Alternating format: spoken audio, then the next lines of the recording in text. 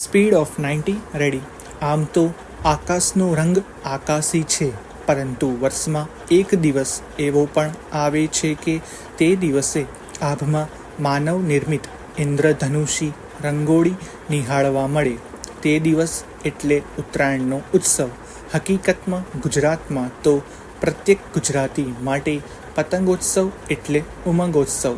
આપણી શ્રદ્ધા, પ્રગતિ, લાગણીને સાનુકૂળ પવનના જોરે, દોરીના સથવારે આભને આંબી જવાની જે તાલાવેલી છે તે એ છે પતંગોત્સવ. ભગવાન સૂર્યનારાયણની મકર રાશિમાં સંક્રાંતિ અને ઉત્તર દિશામાં ગમન. આ ઉત્સવ એટલે ફક્ત પતંગને ગગન વિહાર કરાવવાની જ વાત નથી.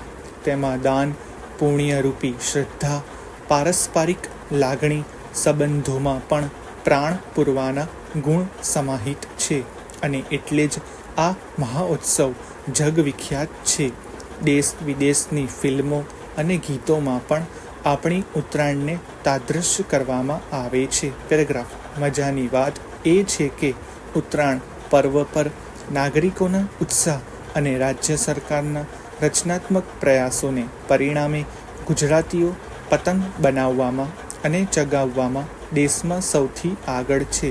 પતંગ ઉત્સવને કારણે નાગરિકોના મનોરંજનની સાથે પ્રવાસન અને રોજગારના ધ્યેય પાર પડ્યા છે.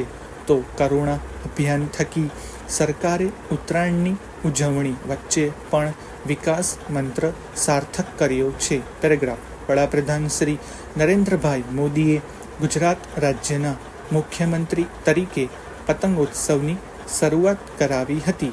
તેમના નેતૃત્વ અને માર્ગદર્શનમાં ગુજરાતનો પતંગોત્સવ વૈશ્વિક આકર્ષણનું કેન્દ્ર બન્યો છે. ગુજરાતના ઉત્તરાયણ પર્વની વૈશ્વિક ઓળખ વિસ્તારવા અને દેશ દુનિયાના પતંગબાજોને રાજ્યમાં પતંગ ઉડાવવા આમંત્રિત કરાવવા માટે આંતરરાષ્ટ્રીય પતંગ મહોત્સવનું દર વર્ષે આયોજન કરવામાં આવે છે. પેરેગ્રાફ. લોક સંસ્કૃતિ, કલા કારીગરી અને પ્રવાસન ક્ષેત્રે આંતરરાષ્ટ્રીય પતંગ મહોત્સવ અગત્યની ભૂમિકા ભજવે છે. શરૂઆતના વર્ષોમાં ફક્ત અમદાવાદ શહેરમાં યોજાતો પતંગ મહોત્સવ હવે રાજ્યના વિવિધ જિલ્લાઓમાં પણ આયોજિત કરવામાં આવે છે. પેરેગ્રાફ.